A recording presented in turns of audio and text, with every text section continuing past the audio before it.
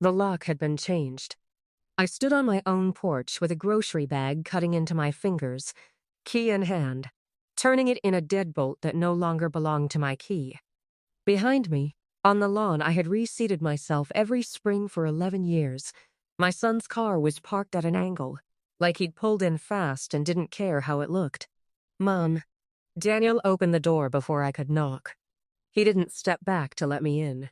We need to talk. Can you sit on the porch swing for a second?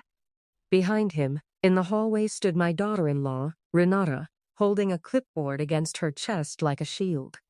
A man in a gray suit I didn't recognize stood a few feet behind her, holding a leather folder. Whose car is that? I said, nodding at a black sedan I didn't know, parked crooked behind Daniel's. That's Dr. Palmer, Renata said. Calm, rehearsed. He's a geriatric psychiatrist. We just want him to do a quick evaluation. For your own safety, Eleanor, I set the grocery bag down on the porch step slow, so nothing would spill. An evaluation, I said, in my own house. That you locked me out of. We didn't lock you out, Renata said. We had the locks rekeyed because there were some safety concerns. The stove. The mail piling up. You told the Hendersons you didn't remember paying your property taxes last month.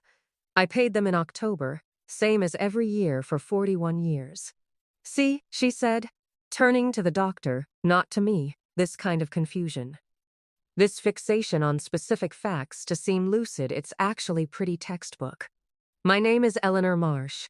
I am 68 years old, and on a Tuesday afternoon in April, my daughter-in-law stood in the doorway of the house my husband and I built with our own hands, with a hired psychiatrist and a clipboard, and tried to have me declared incompetent to manage my own life. She did not know who she was dealing with, and by the end of that summer, neither did she know what she'd already lost. I didn't raise my voice on that porch.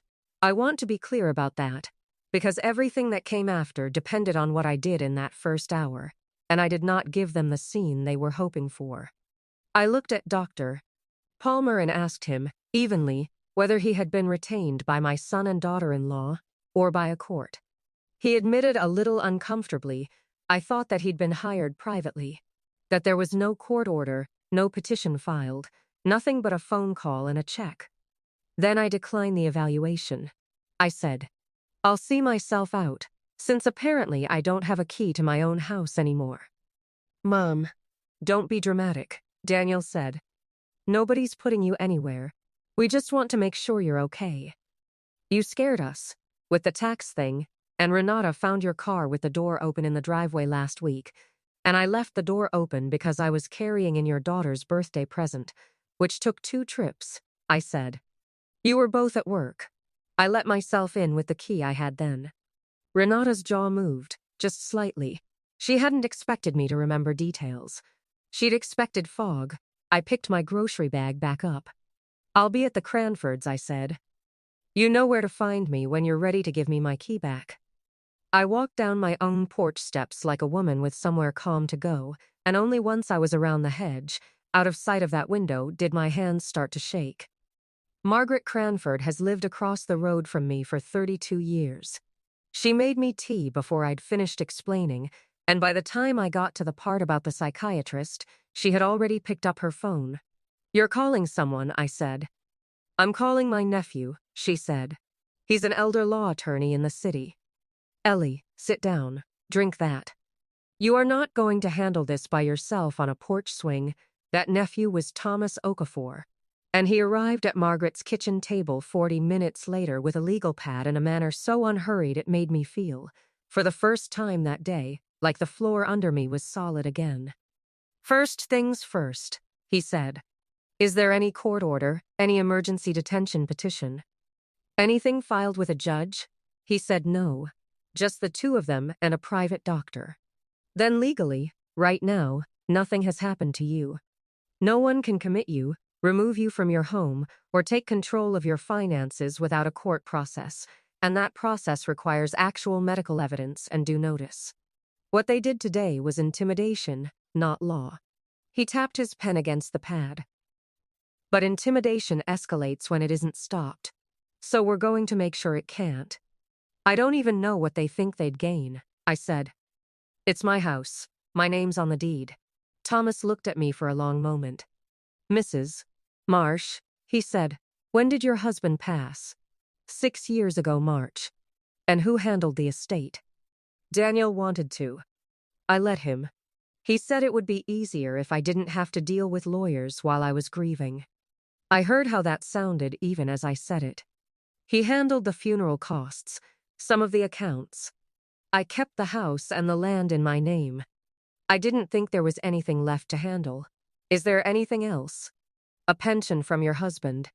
Any accounts you haven't looked at in a while? Any property besides the house?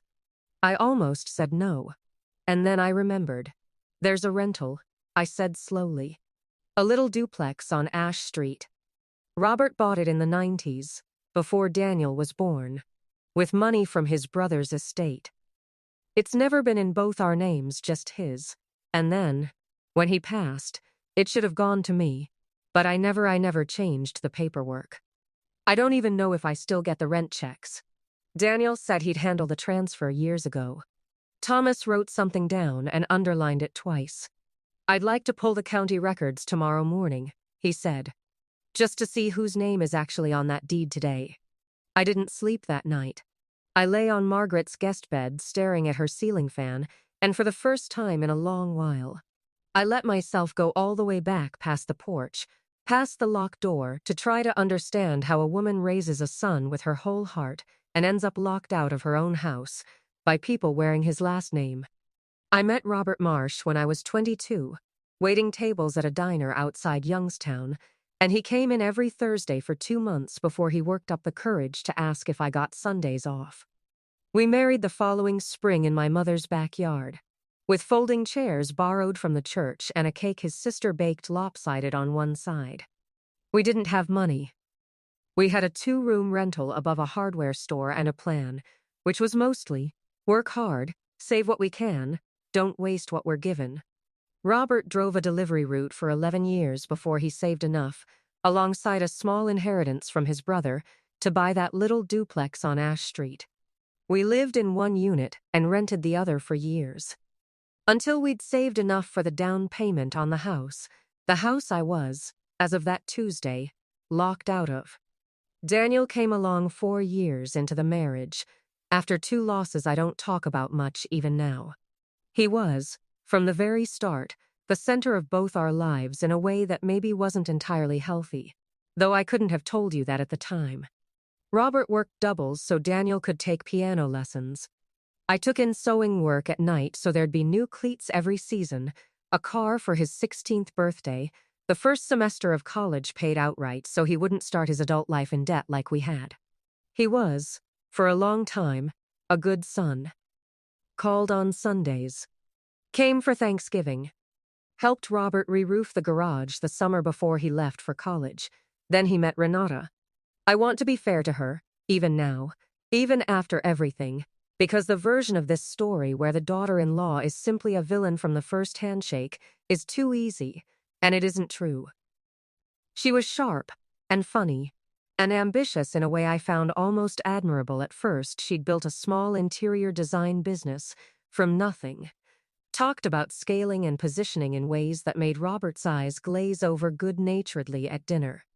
Daniel lit up around her. I told myself that was enough. It was Robert's mother, actually my mother-in-law, Vivian. Sharp as a tack until the day she died at 91, who said something to me at Daniel and Renata's engagement party that I brushed off far too easily. She counted the silverware, Vivian told me, pulling me aside by the punch bowl. Not to help clear the table, Eleanor, to see what it was worth. I watched her do it. She's just observant, I said. It's her job, noticing details. Mark me, Vivian said. That girl adds up a room before she loves it. I laughed it off. Vivian had never much liked anyone Daniel brought home, not really, and I told myself this was more of the same. I have thought about that punch bowl 100 times since. The signs, in hindsight, were not subtle. Renata redecorated our house as a gift the year they married, and somewhere in the process, Boxes of Robert's mother's things I hadn't gotten around to sorting ended up at a donation center without anyone asking me first. She began referring to the house, in conversation, as the property, a phrase that used to make Robert's shoulders tighten, though he never said anything, because Daniel seemed so happy, and happy was the only thing either of us had ever really wanted for him. When Robert got sick pancreatic, fast, 11 months from diagnosis to the funeral Renata was, to give her due, present, she organized the wake. She made calls I didn't have the strength to make. And in the fog of that grief, when Daniel offered to just handle the estate paperwork so I wouldn't have to sit across a lawyer's desk and answer questions about my husband in the past tense, I let him. I signed things I didn't fully read. I trusted my son with the last gift my husband and I had built together, because he was my son, and because Robert had raised him, and because I could not imagine, even then, even a little, that trust was the wrong thing to give. I did not know, until Thomas Okafor pulled the county records the next morning, that the deed to the Ash Street duplex had been quietly transferred not to me, the surviving spouse, but to Daniel and Renata jointly, 18 months after Robert's death, through a transfer I had never signed, using a power of attorney form dated during the 6 weeks I was, by every account, barely eating, barely sleeping, and utterly unable to read fine print. My signature was on that form. It did not look like my signature. It looked like someone had studied my signature and gotten close. I want to be very careful how I say this, Thomas told me, across Margaret's kitchen table, with the printed deed records between us. This could be an honest mistake in a grief-fogged estate process. Or it could be forgery. I don't know yet which. What I do know is that right now, your son and his wife believe they own a rental property that generates, by my estimate from the county assessment, somewhere around $1,800 a month in income, and yesterday, the same two people tried to have you declared mentally incompetent. He let that sit. Mrs. Marsh, I don't like coincidences like that. Neither did I, once he said it plainly. I thought of the sedan in my driveway. The clipboard. The word safety used 4 times in 10 minutes by a woman who'd never once, in 9 years of marriage to my son, asked me how I was actually doing. What do we do? I said. We do nothing dramatic, Thomas said. No confrontation, no accusations you can't yet prove. First, we get you a locksmith and get you back into your own house today. That part's not complicated. It's still your legal residence, regardless of what locks they changed. Then I request certified copies of every document tied to that power of attorney and that deed transfer, quietly, through the county and the bank. If your signature was forged, a document examiner can tell us. And in the meantime, he looked at me steadily. You're going to let me draft something your husband, frankly, should have insisted on 6 years ago. A proper will. A revocable trust. Full legal protection. So that whatever we find, nobody can ever again try to walk into your kitchen with a stranger and a clipboard and convince you, or a judge, that you don't know your own mind. I thought of Robert, who used to say a person's word should be enough, that paperwork was what you needed when trust had already failed. I understood, finally, sitting in Margaret's kitchen with cold tea in front of me, that trust had failed a long time ago. I just hadn't been the one to notice. Do it, I said. All of it. Getting back into my own house was almost anticlimactic. A locksmith named Pete, who'd fixed my storm door twice over the years, took one look at the deed with my name on it and drilled the new lock without a second question. Daniel wasn't home when I let myself in. Renata's car was gone too. I walked through my own kitchen like a stranger casing a museum, noting what had been moved. What drawer in the study had been left slightly open that I never left open? What was missing from the file cabinet where Robert used to keep our old bank statements? Most of it was missing. I called Thomas that night and told him what I'd found, or rather, what I hadn't found. Don't remove anything, don't touch anything else in that cabinet, he said. And Mrs. Marsh, I'd feel better if you didn't stay there alone tonight. Not because I think you're in danger exactly. But I don't want you facing your son by yourself if he comes home and finds the locks changed back. Let this be procedural, not personal, for as long as we can manage it." I went back to Margaret's. Daniel called my cell phone 11 times that evening. I let it go to voicemail every time, and in the last one, his voice cracked in a way that, 6 years old, would have sent me running to comfort him. That night, it just made me sad, in a distant sort of way, like grieving something that was already gone before I noticed it leaving. 2 weeks later, we sat down in Thomas Okafor's office. Daniel, Renata, myself, Thomas, and a bank compliance officer named Susan Ito, who'd flagged something in the Ash Street account that dovetailed with what Thomas had already found. I want to describe this scene carefully, because it did not go the way courtroom dramas taught either of us to expect. Nobody shouted. Nobody wept theatrically. It happened the way most true reckonings happen across a conference table, with folders. In the flat fluorescent light of a Tuesday morning. "Thank you both for coming," Thomas began. "I want to walk through some documents with you." He laid out the power of attorney form first. Daniel's face didn't change. Renata's did a small tightening around the eyes, gone almost as fast as it appeared. This form authorized the transfer of the Ash Street property from Eleanor's late husband's estate directly into joint ownership under Daniel and Renata Marsh, Thomas said.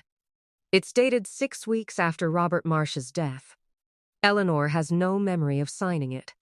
She was grieving, Renata said quickly. People forget things when they're grieving. That's certainly possible, Thomas said mildly.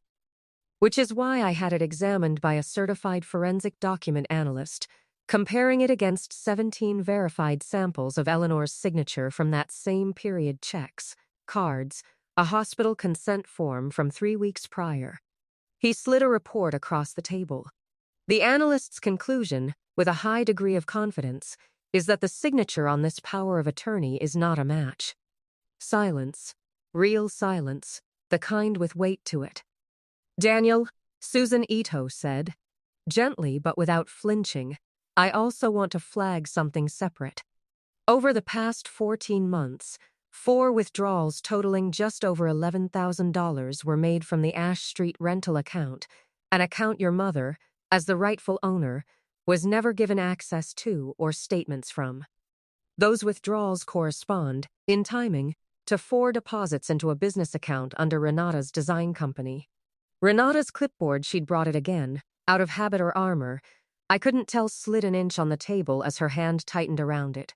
That money was a loan, she said, between family. It was going to be paid back. To whom? Thomas asked. The account it came from belongs, legally, to Eleanor. Daniel finally spoke, and his voice was smaller than I'd heard it in years. Mom, I thought the transfer was fine. I thought I was just simplifying things for you. You were a mess after Dad died. I was trying to help. You weren't helping me sign a form I don't remember seeing, I said. It was the first thing I'd said in the meeting. My voice came out steadier than I felt. And you weren't helping me 2 weeks ago, Daniel, when you let a woman I've watched go through my house like she was pricing an estate sale, bring a stranger to my porch to tell me I might be losing my mind. I never said that, Renata started. You implied it in front of a doctor you hired, I said. For my own safety, you said. Was it my safety, Renata? Or was it easier to get power of attorney over a woman a judge might believe was confused than to explain $11,000 in withdrawals from an account that was never yours? Nobody answered that. Thomas let the silence hold for a long moment before he spoke again, calm as ever. No charges are being filed today, he said. Eleanor has asked me to be clear about that. But, effective immediately, the power of attorney is void. The Ash Street deed transfer is being challenged as fraudulent, and Eleanor's full legal and financial independence is being formalized through a new trust, which I'll be filing this week. Any further contact regarding her competency, medical or legal, will need to go through this office. Renata stood up first. This is insane. We are trying to help you and you're treating us like criminals. I didn't accuse anyone of anything, I said quietly. The documents did that. She left the room. Daniel didn't follow her right away. He sat there, across the table from me looking, for just a moment, like the boy who used to fall asleep in the truck on the way home from Little League. Trusting that whatever happened, I'd carry him the rest of the way. I didn't mean for it to go this far, he said. I believe that, I told him. I don't think you know how far it's already gone. I left the meeting more shaken than I let on. But I did not cry until I was back in my own kitchen, alone, with my hand flat on the surface of the old oak table Robert had built the summer before Daniel was born. If I had thought that meeting was the end of it, I would have been wrong, and in a way, so did Renata, because what none of us anticipated was what her own bank statements would set in motion once someone besides her was finally looking at them closely. Susan Ito called Thomas 10 days later with something that had nothing to do with me directly, and everything to do with what came next. The business account the $11,000 had flowed into wasn't thriving the way Renata had told everyone, including Daniel, for 2 years. It was hemorrhaging. There were 4 maxed credit lines. A second mortgage on a property Daniel didn't know existed, a small lake house Renata had purchased alone, under a maiden name LLC. The summer she'd told Daniel money was too tight for the family vacation he'd wanted to take his mother on. I learned all of this the way you learn most true things in families sideways, slowly, through people who weren't trying to tell you anything, but couldn't stop the truth from leaking out once the first seam had split.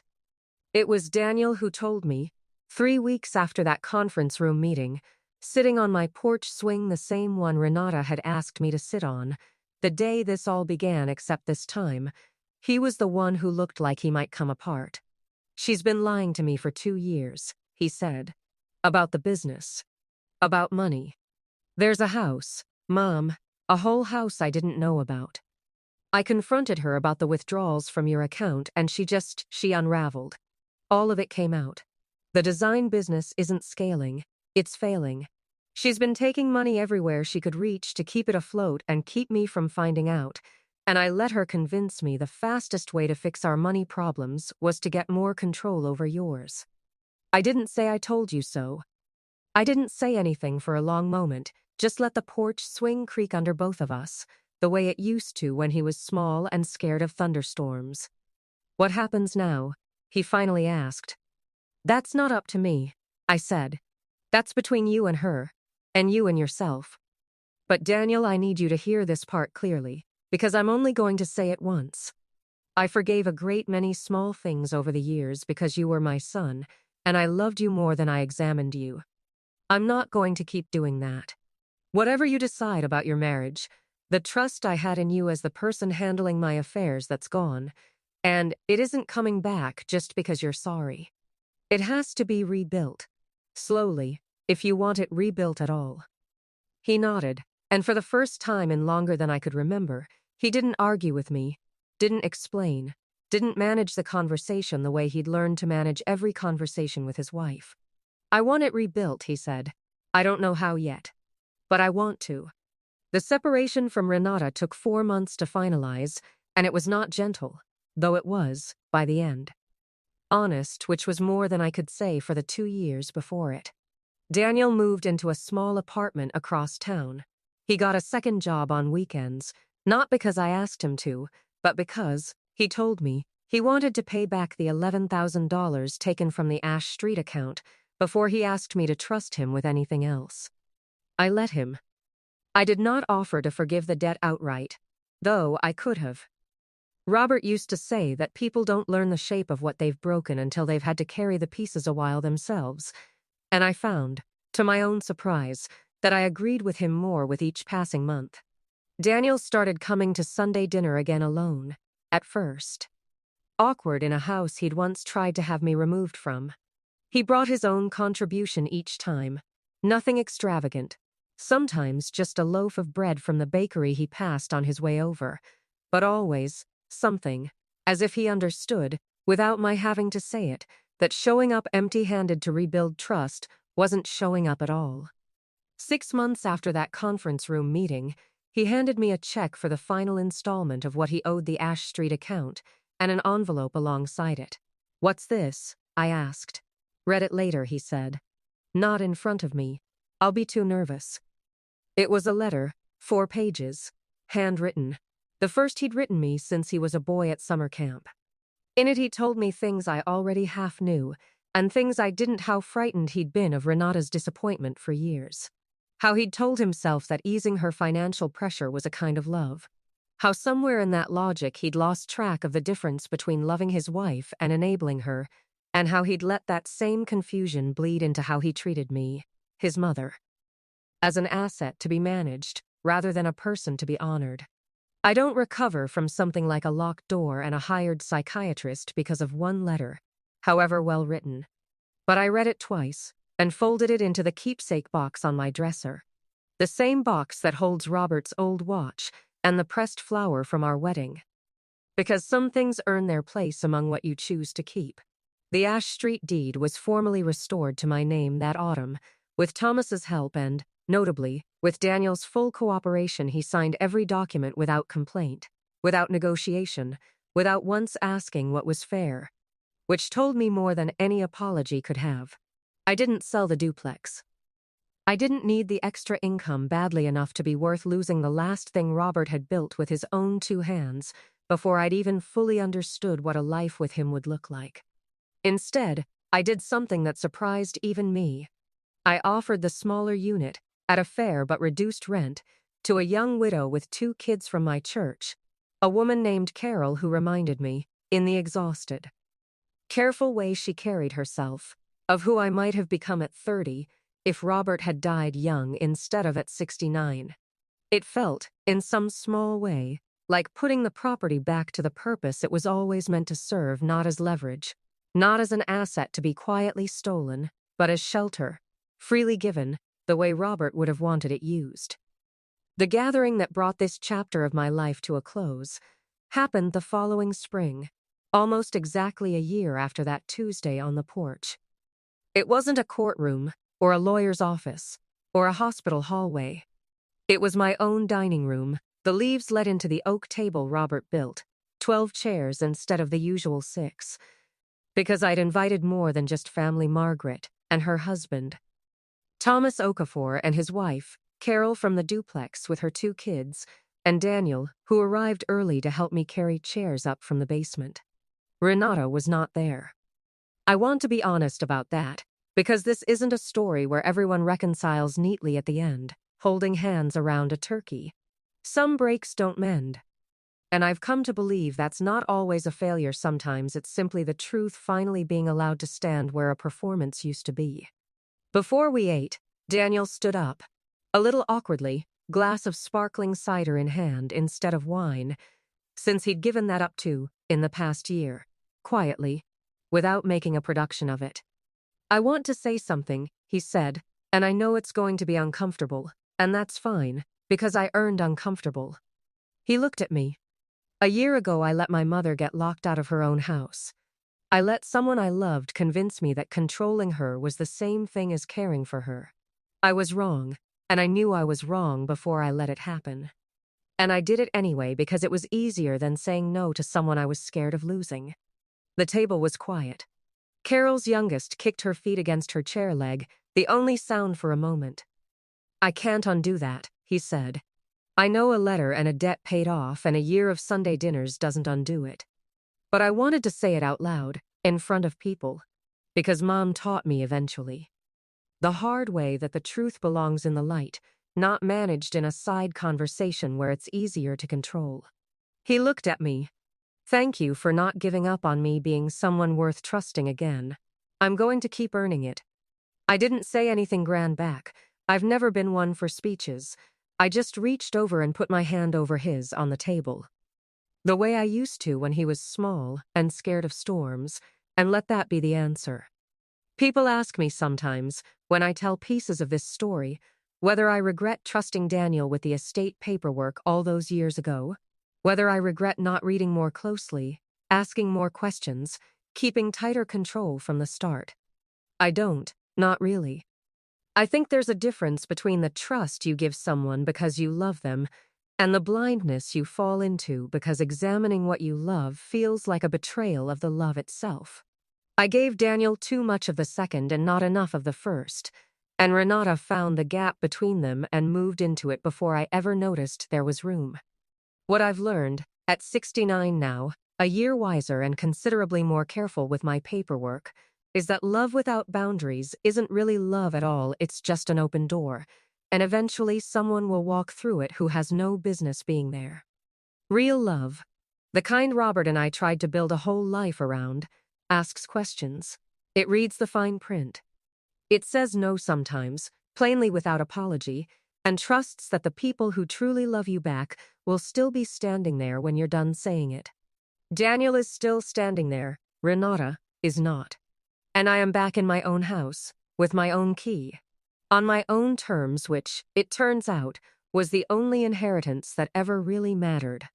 If any part of this story felt familiar to you, if you've ever had someone you loved mistake your kindness for weakness, or try to manage you instead of listen to you, I hope you'll take something from Eleanor's ending. It is never too late to ask the hard questions, hire the calm ally, and take your key back. If this